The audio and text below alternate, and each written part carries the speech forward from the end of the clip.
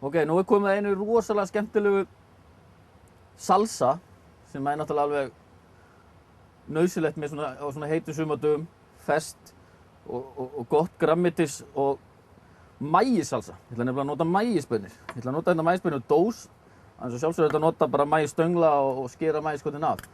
En mér finnst þau bara svo sætt og góð í dósunum, þannig að ég ætla að leyfa mér að nota það eins og vinur minn segir oft.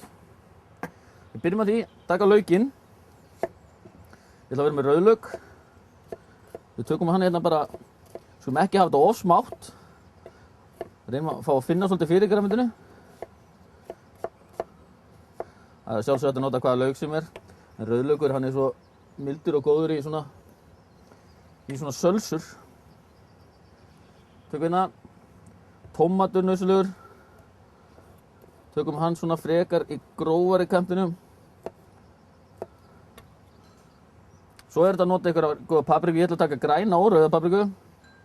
Tökum hérna aðeins af henni. Það verður líka gróft. Eins og ég er alltaf að hamra á, þá finnst mér grillmatur að vera með góðum og fallegum litum. Litríkur matur sem að maður fær svona... maður bara verður svangur á því að sjá þetta. Chili og paprika náttúrulega gera rosalega mikið í svona litarsamsetningum. Svona.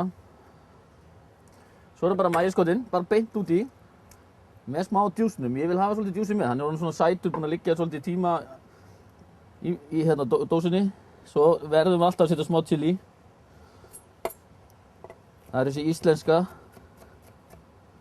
eldpipar, belgpipar.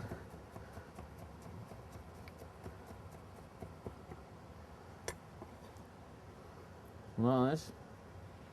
Svo svona til að aðeins að fá smá svona ávasta frútti, svona ávasta feeling á þetta. Til að taka smá mango. Tökum við bara hérna. Ég ætla ekki að hafa það mikið á hennu, þannig að ég er ekkert að taka heilan mango í þetta. Passa sig að vera með þroskaðan og góðan mango.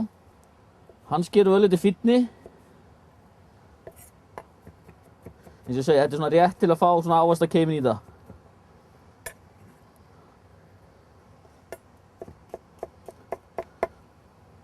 Svo verður allir að eiga góða hnífa. Það er lykilatriði. Þá er allt miklu auðveldara í eldhúsinu. Gerir eldamennskuna heilmikið auðveldari og skemmtilegri. Ok. Þá gerum við eitt. Þá ætlum við að setja smá hvítlauksmauk. Þetta er bara hvítlauksmaukar í ólífuolíu sem ég nota rosalega mikið í svona mat. Tökum aðeins á honum, 2 teskeiðar. Svo tökum við góða kraftmikla ólífuolíu, kaldpressaða. Svolítið af henni svona. Svona. Svo er það pipar. Nýmulinn, svartur. Gefur smá krafti á móti ávaxtabragðin, það er alveg hrikalega gott saman. Smá salt. Svo ætlum við að vera með kóríander.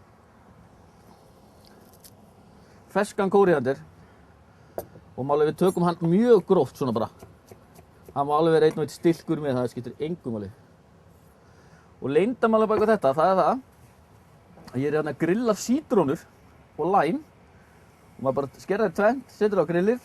Og það sem gerist, það verður miklu sætari sítrónudjúsin og miklu auðvitað kreistan.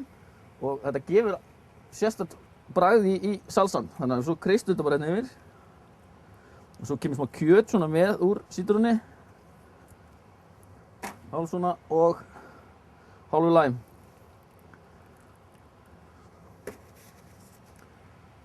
Svo er þetta bara hrært vel í þessu.